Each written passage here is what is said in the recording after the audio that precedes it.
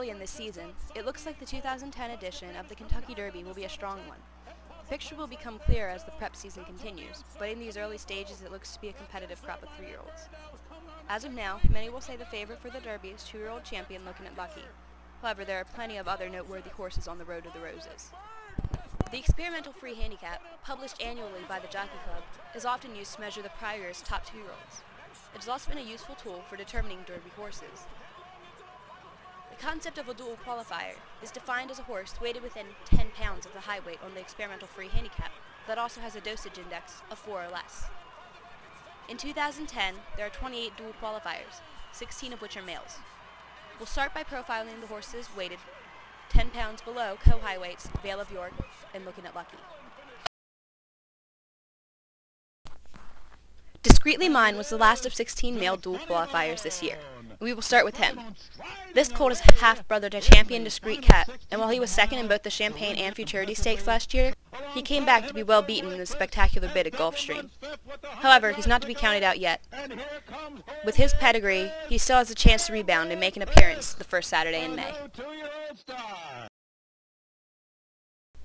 Bob Baffert is loaded with Derby hopefuls this year, so many that the program may often be overlooked. However, this colt seems to be improving. After finishing 4th in the Cash Call Futurity behind stablemate Looking at Lucky, he returned to win in a gutsy performance over Indian Firewater on February 3rd. He seems to be improving with experience and is not to be thrown out of the picture yet. Dublin is one of 3 horses to be weighted at 117 on the Experimental Free Handicap.